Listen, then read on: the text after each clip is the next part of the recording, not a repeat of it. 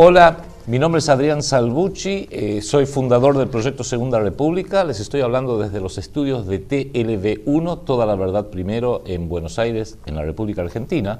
Hace cuestión de 5 años y medio, preparé un video que llevaba por título 12 disparadores utilizados por los dueños del poder mundial para arrastrar a la humanidad hacia un gobierno mundial.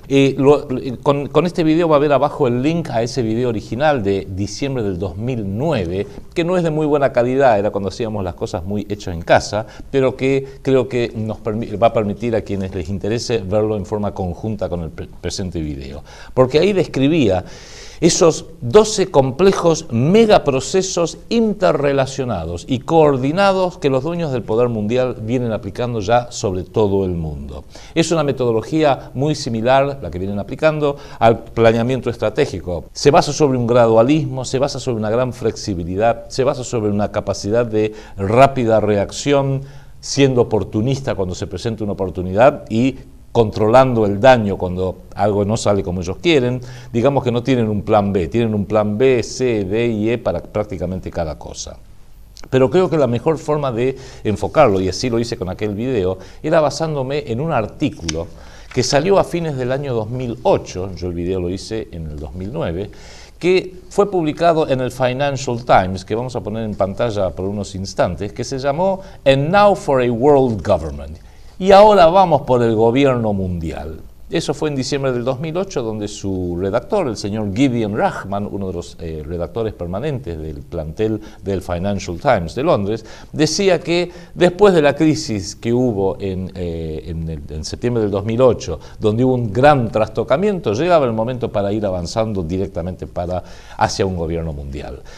Para entender un poquito mejor el porqué de que se dijo esto, de qué manera se dijo, en el contexto que se dijo, quisiera repasar muy brevemente lo que fueron esos 12 ejes que nosotros entreveíamos por allá por diciembre del 2009, que iban a empezar a producirse, porque están todos interrelacionados, y el primero de todos era, por supuesto, el colapso financiero que explotó en septiembre del 2008, que se llevó al banco Lehman Brothers, que prácticamente se llevó a la compañía de seguros American International Group, que fue salvada por el gobierno norteamericano, que casi lleva a la quiebra a la General Motors de Estados Unidos. Y ahí creemos que ese colapso financiero hay que verlo en un contexto mucho más amplio. Lo que fue una crisis del área dólar y una crisis del área euro. Porque, aunque a usted le parezca mentira, los dueños del poder mundial ya están previendo llevar al dólar y al euro hacia sus respectivos colapsos controlados como parte de un mecanismo para llevarnos hacia una moneda mundial. Y les digo por qué. El dólar, especialmente luego del 2008, está hiperinflacionado. Las emisiones que han hecho de dinero espurio, la máquina de imprimir, que hizo el gobierno de Obama especialmente para salvar a Goldman Sachs, a Citicorp, a JP Morgan Chase, a todos los bancos norteamericanos, a la aseguradora American International Group, a General Motors, fue tan gigantesco, por más que nada de ese dinero llegó al pueblo, que ya el dólar está técnicamente hiperinflacionado. Podríamos decir que en realidad hay una suerte de las dos grandes monedas mundiales, el dólar y el euro, una complementariedad en el siguiente sentido. El dólar es culturalmente fuerte, porque hace más de 100 años que existe en su actual formato, tiene leyendas culturalmente fuertes, tiene símbolos de sus presidentes, de sus distintos sedes del poder. Aunque es culturalmente fuerte, el dólar es técnicamente débil porque está hiperinflacionado. Si cruzamos el Atlántico y vemos el euro es distinto, es técnicamente fuerte porque no está hiperinflacionado, pero es culturalmente débil porque hay demasiados indicios de que va hacia una fractura. Por ejemplo, lo que ha pasado en Chipre, lo que está pasando en estos momentos que hago esta grabación en julio del 2015 con el euro por la problemática de Grecia, de manera que el euro también va hacia corre el riesgo de quedar fracturado, de quedar directamente deshecho, porque cada uno de los países va a ir hacia su mayor interés. No hay otras monedas fuera del euro y del dólar a nivel mundial, son todas débiles. Está el yuan, que es la moneda de China, y posiblemente haya algún plan intermedio de transformarla en una moneda con base en el oro para que sirva de una suerte de transición hacia esta moneda mundial que estamos viendo. Yo creo que van a ser eventualmente una moneda mundial. Puede que lo llamen el nuevo dólar, porque ya la palabra dólar tiene fuerte arraigo, pero va a estar basada en el oro, pero no en cualquier oro. Ya se está hablando de hacer un oro, yo le he dado en llamarlo el oro sagrado, sagrado desde el punto de vista de los financistas, porque en vez de ser oro común, van a ser lingotes que tengan incrustado o un chip electrónico o un holograma inviolable que va a hacer que ese sea el oro posta, como decimos en la Argentina, el oro que realmente tiene valor, y en vez de valer un par de miles de dólares le van a poner un valor ficticio de 20, 30 mil dólares, y quienes tengan ese oro van a seguir reteniendo el verdadero poder. Y eso es uno de los temas que entrevé este artículo del Financial Times. El colapso financiero que se inició en el 2008, que fue el primer disparador, por así decirlo, inmediatamente disparó lo que todos conocemos y sufrimos, que es la crisis económica, consecuencia de este colapso financiero. El colapso financiero ha arrastrado a la economía real. En alguna medida, las finanzas están operando como una suerte de tumor cancerígeno que ha hecho metástasis y está amenazando con matar a todo el cuerpo económico de Occidente, sino de buena parte del planeta. Las finanzas virtuales están por encima de la economía real del trabajo, de la producción y de la creatividad. Esto ha llevado a que millones de trabajadores queden cada vez más desempleados, a las crisis de deuda que sufren Chipre, Grecia, que sufrió Islandia, Holanda, que ha sufrido Irlanda, que va a sufrir muy pronto España, Italia, ni hablar de la República Argentina, desde donde yo les estoy hablando.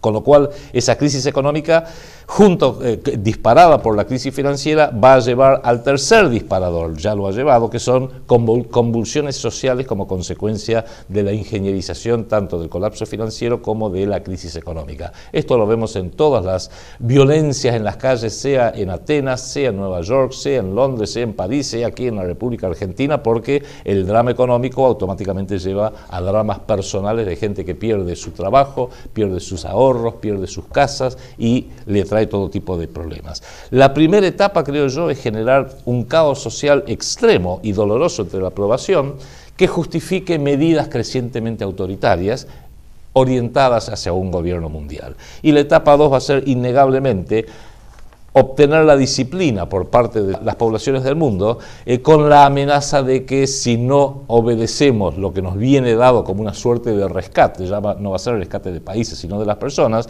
vamos a tener problemas de desempleo, vamos a tener problemas de lograr los insumos fundamentales de energía, de vivienda, comida, agua. Nos va a ser imposible pagar deudas, salvo que alguien nos ayude a hacerlo, con lo cual a través de lo económico, a través del bolsillo, van a poder controlar a todas las poblaciones. El cuarto disparador, en aquel video de hace 5 años y medio lo llamé epidemias y pandemias. Ahora han aflojado un poco, pero en los años 2008, 2009, 2010 teníamos la gripe aviaria, la gripe porcina, por supuesto el SIDA, que ya viene de los años 80, y se habla, de esto habla Alvin Toffler, se habla de que en los laboratorios de Estados Unidos, de Gran Bretaña, de Israel y de otros países, se está experimentando con virus inteligentes. No que los virus sean inteligentes para futuras pandemias, sino que a medida que van entendiendo cómo opera realmente el ADN y las sutilezas, van a poder generar virus, quizás ya lo estén haciendo, que van a atacar solo determinadas cepas o determinadas secuencias del ADN de la raza humana, con lo cual van a poder hacer un virus que ataque a la población negra, o que ataque a la población amarilla, o que ataque a otros grupos étnicos en base a su bagaje genético. Es más, Alvin Toffler lo describió de una forma muy interesante, dice: en algún momento en el futuro vamos a ver cómo toda China se va a resfriar, aludiendo a de que se va a poder generar un virus que haga que ocurra solamente para determinados segmentos poblacionales, en determinadas geografías, y que no afecte a otros que serían los dueños del poder. El quinto disparador es la crisis ecológica, el calentamiento global, con lo cual nos hablan permanentemente. En esto, el ex vicepresidente de Estados Unidos, Al Gore, fue el vicepresidente de Bill Clinton, se le ha dado un enorme espacio en los medios, hasta se le dio un Oscar por una película o un documental que él preparó, donde justamente el calentamiento global, supuestamente generado por el excesivo uso de carbono, está ya dando la justificación para lo que va a ser el carbon tax, el impuesto al carbono, donde a cada ser humano en el planeta van a determinar cuál es su huella de carbono que genera el calentamiento global. Y en base a eso se va a hacer un impuesto planetario para cada hombre, mujer y niño según la huella de carbono que genere. Por supuesto, todo eso justifica a que si hay un impuesto global, evidentemente va a tener que haber un recaudador de impuestos globales. Este es otro de los factores que menciona este artículo del Financial Times que habíamos puesto en pantalla al principio y al cual nos habíamos referido. Incluso hay un antiguo informe, el informe de Iron Mountain del año 1967, que fue pedido por el Pentágono, por el señor Robert McNamara, que entonces era el secretario de Defensa de Estados Unidos bajo el gobierno de Lyndon B. Johnson, que evaluaba cuáles eran los enemigos potenciales y reales que podrían permitir a Estados Unidos tener mayor poder, y justamente el desastre ecológico, el calentamiento global, se lo consideró como uno de ellos, ya en el año 67. El sexto disparador, el terrorismo, por supuesto.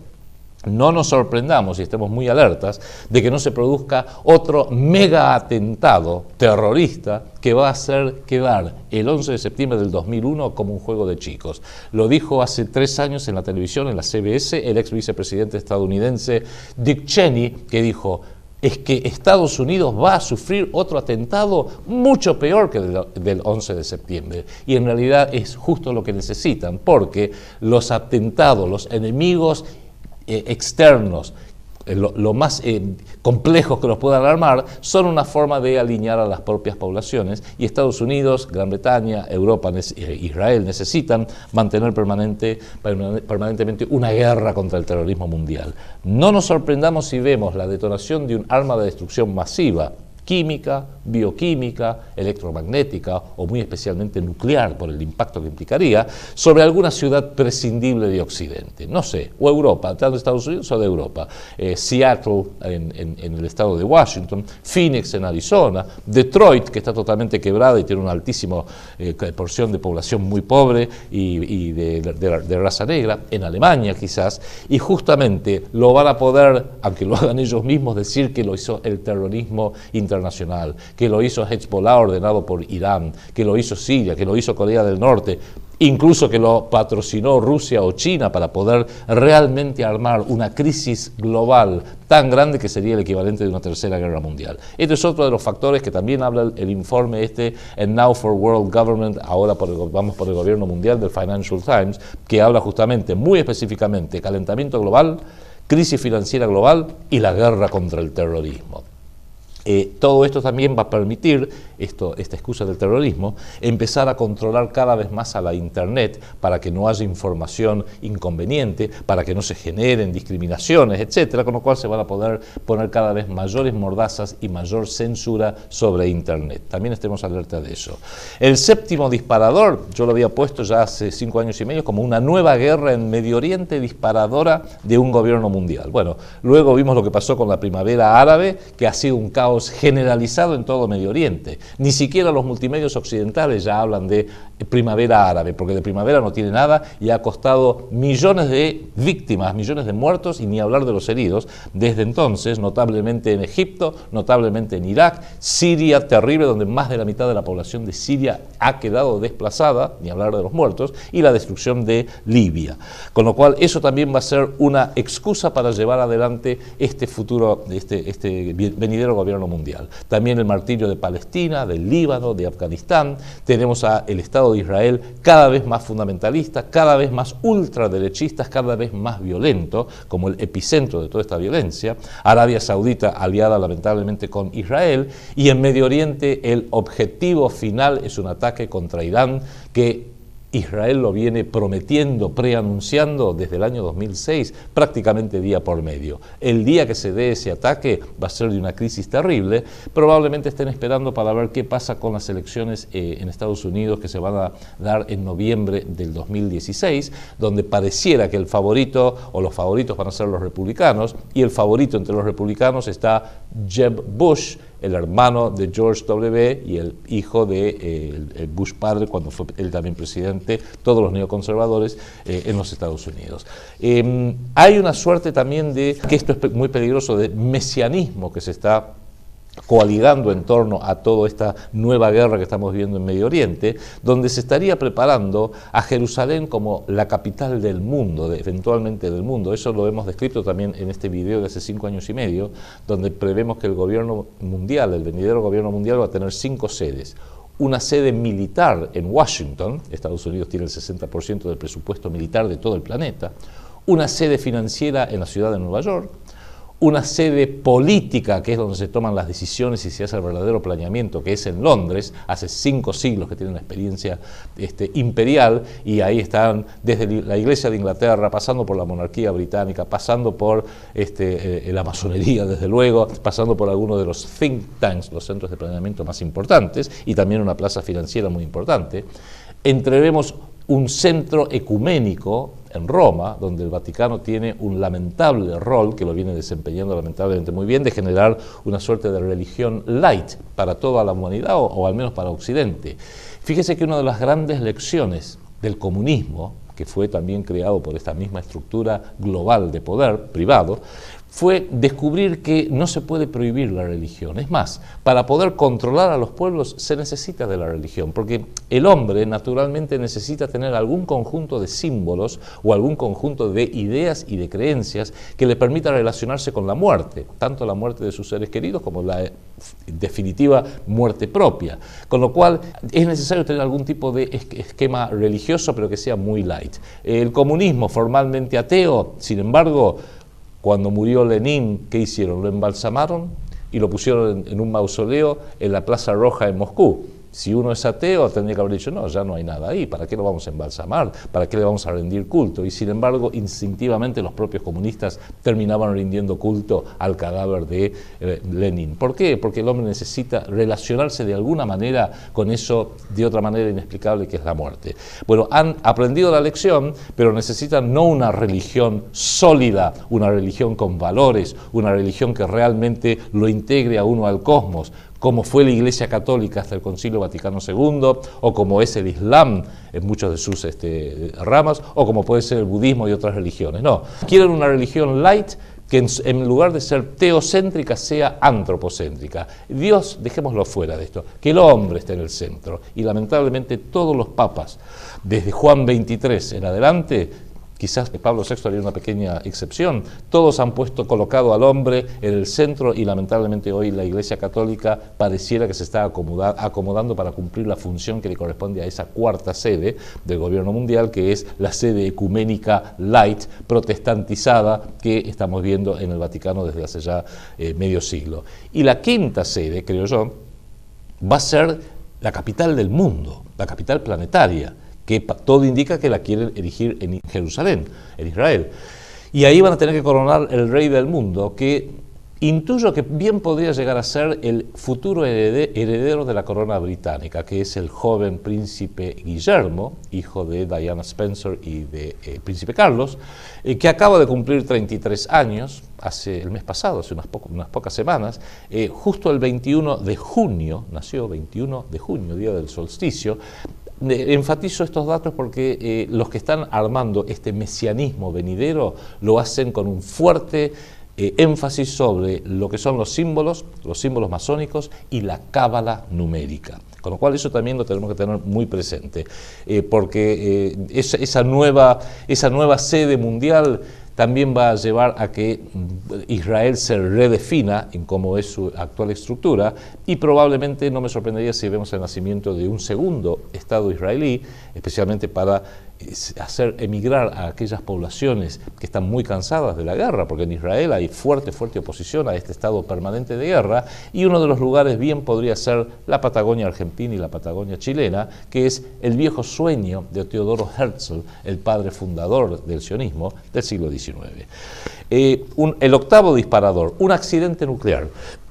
Yo en ese video hablaba de un nuevo Chernobyl, que fue muy desestabilizante. El inicio de la caída de la ex Unión Soviética fue después del accidente de Chernobyl en 1986. Le llevó después 3 años más, estaba Mikhail Gorbachev, pero fue, casi podríamos decir, uno de los golpes de gracia que terminó con la ex Unión Soviética.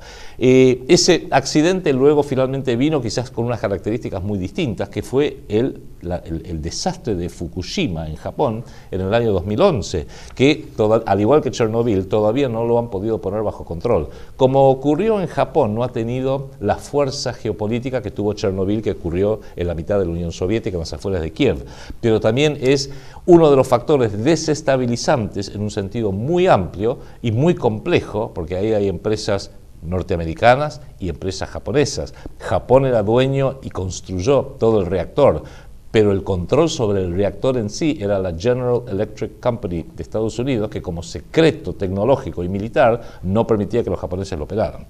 Noveno disparador, un asesinato político de altísimo impacto. Esto es guerra psicológica puro.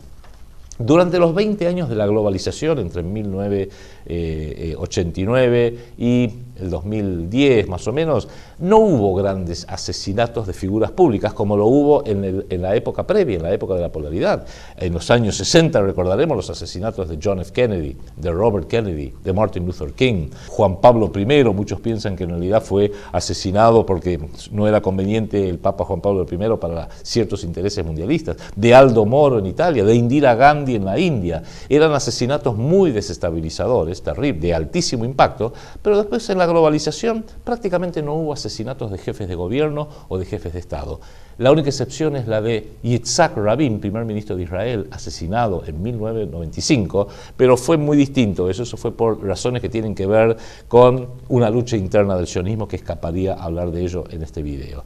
Pero sí podemos entrever que se podría producir, y sería un disparador muy importante, el asesinato de un presidente de uno de los países más poderosos, o de un primer ministro, o incluso de un líder religioso como el Papa Francisco o algún miembro de las realezas europeas, británica, española, holandesa. El objetivo sería generar un fuertísimo shock con alguna investigación que pudiera llegar a involucrar a algún país de los que quieren como enemigos, una suerte de falsa bandera, para poder entonces sí disparar ultimátums a algún grupo terrorista o a Irán o alguna nación o Corea con la cual quieran entrar en guerra sí o sí y le van a indilgar un crimen que no cometieron. No olvidemos que se acaban de cumplir el año pasado 100 años de la Primera Guerra Mundial, y esa Primera Guerra Mundial, el disparador oficial fue el asesinato del heredero al trono de los Habsburgos en el Imperio Austrohúngaro, Francisco Fernando, y su mujer en Sarajevo en 1914.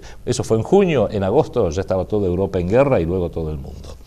Estemos también muy atentos a el posible uso de un asesinato de una figura de altísimo relieve para generar un shock mundial que va a poder instigar o llevar a una situación de guerra en los lugares que le interese a los dueños del poder mundial.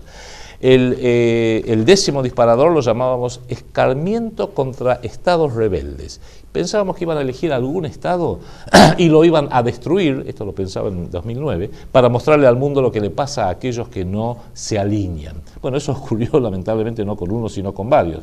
Le ocurrió a Libia en el 2011 con el asesinato por televisión de su líder Muammar Gaddafi. Le ha sucedido a Siria, que no fue invadido directamente por la acción geopolítica de Rusia, pero que está siendo destrozada. Y no hablemos de Egipto y de Irak y los demás países de esa zona. Es más, en el 2007 el general Wesley Clark, norteamericano, que fue el comandante de la OTAN en los años 90, llegó a decir que él había descubierto cómo en una visita al Pentágono, cuando yo estaba retirado, descubrió que había planes en el 2001, apenas después de los ataques del 2001, para destruir a 7 países, planes del Pentágono del 2001, destruir 7 países en Medio Oriente en los próximos 5 años. Y dio la lista por televisión: Irak, Siria, Líbano, Libia, Somalia, Sudán y al final, por supuesto, Irán. Bueno, desde entonces hemos visto que a Irak la han destruido, a Siria la han destruido, al Líbano Israel ha hecho una muy buena tarea de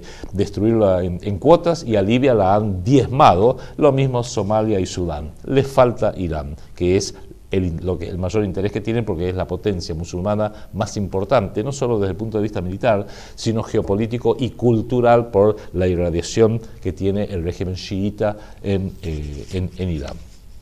¿Cuáles serán las próximas víctimas? quizás las más obvias son justamente Irán, Corea del Norte, pero bien pueden ser Venezuela, bien puede ser algún país en África, incluso según vaya derivándose la conspiración Nisman, con todas las derivaciones que tienen con Israel, con el sionismo y con Estados Unidos, si surge un gobierno neoconservador el año que viene, bien puede llegar a ser también la Argentina.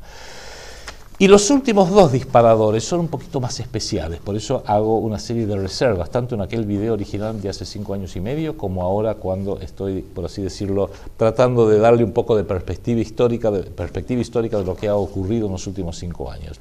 Que yo el número 11 lo llamé la escenificación de un evento de corte religioso, un reality show. El gobierno mundial sabe que necesita la religión, que los pueblos, la religión es un factor de control muy importante, de controlador social. Entonces, bien podría ser, porque ya hoy se dispone de la tecnología para hacerlo, que se monte en escena una suerte de segunda venida mesiánica, que justamente el mensaje de esa segunda venida mesiánica va a estar muy alineado con el New Age, con todo esto de la era de Acuario, con que la humanidad tiene que unirse, con que, por supuesto, hay que reconstruir el tercer templo de Jerusalén, según las profecías de la Biblia, para que finalmente Jerusalén sea la capital del mundo y Judea, Israel, gobierne sobre todo el planeta, un Mesías que venga y que haga algún milagro y que sea aceptado por una parte importante de la población y que crea en eso, ayudaría mucho.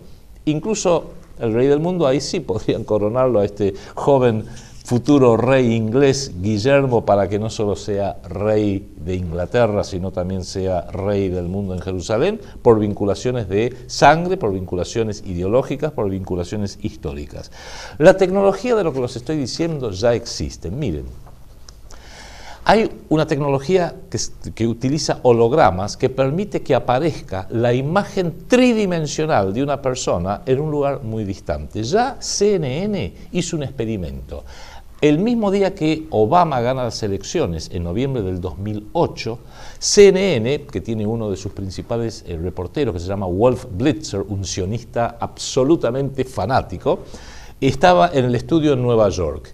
Y él estaba hablando, parecía que estuviera como si hubiera alguien acá sentado en esta mesa, estaba hablando con Jessica Yellin, que estaba, otra periodista destacada, en Chicago, en la sede de la campaña de Obama. Estaban hablando como si estuvieran a 2 metros de distancia, pero en realidad él estaba en el estudio de Nueva York y ella estaba en Chicago, y lo que veíamos era la proyección del holograma, que era totalmente tridimensional, y CNN, para demostrar que era tridimensional, con una cámara iba desplazándose para que uno viera que en realidad esto no era una imagen, no era una pantalla, era una figura tridimensional con luz propia. Y otro caso fue el 22 de enero del 2010, cuando el príncipe Carlos de Londres participó dando un discurso en la Cumbre de Energía Futura Mundial en Abu Dhabi, pero en realidad él estaba en Londres. Lo que participó ahí y hablaba y gesticulaba y caminaba en el escenario era su holograma, porque Abu Dhabi está en Medio Oriente y sin embargo el príncipe Carlos estaba a 6.000 millas de distancia en su natal Londres. Y se han hecho otros experimentos de esto involucrando a Bill Gates, el fundador de Microsoft, a Al Gore, el señor del calentamiento global, a David Beckham, el futbolista. O sea, ya existe la tecnología para decirnos, miren, acaba de venir el Mesías y miren el mensaje que da, que hay que tener un gobierno mundial. Y siguiendo la misma idea y estas capacidades tecnológicas que ya existen, y la televisión, lo que aparece en televisión es realidad, porque admitámoslo, lo que nosotros sabemos o no sabemos del mundo es básicamente lo que vemos en la tele. El número 12 dije, ¿y qué tal si en vez de escenificar un evento religioso, escenifican algo que mucha más gente está dispuesta a creer? Un contacto concreto con seres de otro planeta. Por supuesto que si vienen esos seres de otro planeta, de una civilización muy superior, en base a saber qué estrella, ¿a dónde va a ir? Y va a ir a la Casa Blanca, no va a ir a Buenos Aires o a Teherán. El contacto lo va a tomar con el presidente de Estados Unidos o con el primer ministro de Inglaterra, y eso lo van a poder publicar o mostrar en la televisión de una forma totalmente en vivo y en directo, por así decirlo.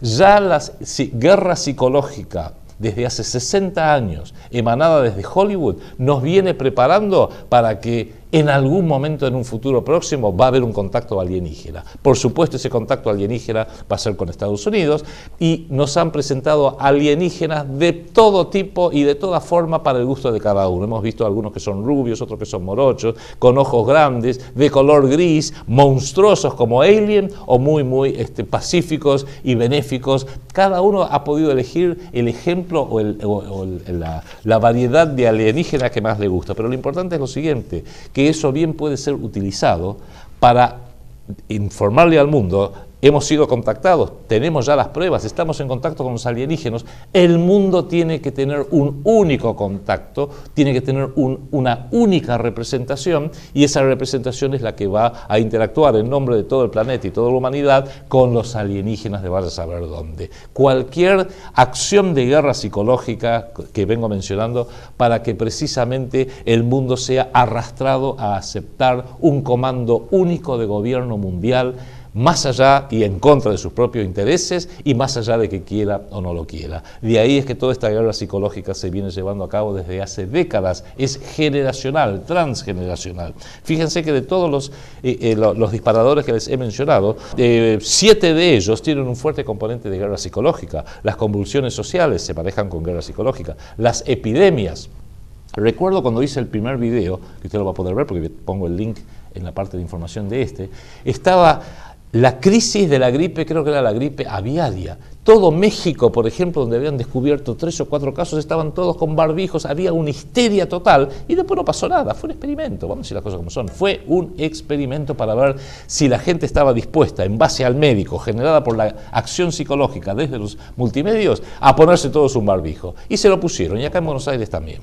La del tema ecológico también tiene un fuerte componente de guerra psicológica. El terrorismo, la guerra contra el terrorismo se basa sobre la guerra psicológica contra todas las poblaciones, instigando miedo, para que ahora, especialmente con los estereotipos que viene promoviendo Estados Unidos en sus películas, sus documentales, sus series, si alguien ve a un estereotipo de un musulmán, cara bien semita, barba pesada, alguna vestimenta rara, automáticamente uno piensa es un terrorista. Si es rubio y de ojos azules, por supuesto que no.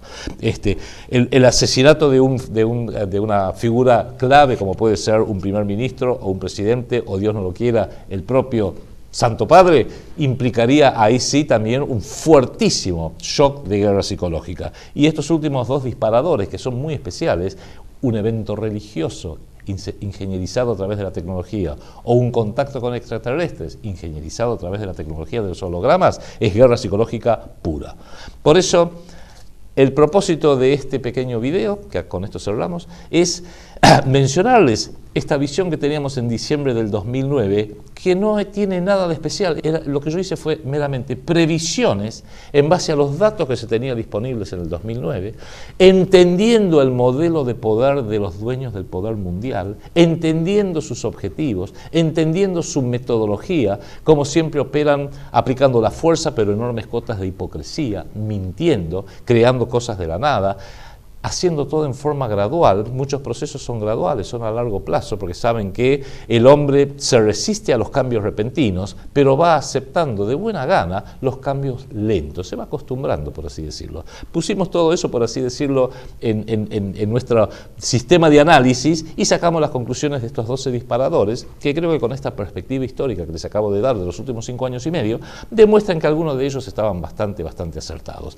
También lo he volcado en 2 libros, El cerebro del mundo, de la globalización al gobierno mundial, y Bienvenidos a la jungla, dominio y supervivencia en el nuevo orden mundial, que quienes quieran mandarme un correo electrónico a arsalvucci@gmail.com, le mando el archivo en PDF en forma totalmente gratuita, porque el interés nuestro es que la mayor cantidad de hermanos y hermanas argentinas, la mayor cantidad de hermanos en todo el mundo hispanoparlante, comprendan estas cosas, abran los ojos, comprendan el peligro terrible que es quedarse pasivos ante los poderosos y violentos que nos están imponiendo su voluntad genocida, para que salvemos no solamente a nosotros mismos, o nuestras familias, o nuestro barrio, o nuestra cuadra, sino que trabajemos para salvar nuestras ciudades, nuestras provincias, nuestras naciones y todo nuestro continente. Y eso no lo van a hacer ninguno de los politiqueros que están colocados por las fuerzas del dinero,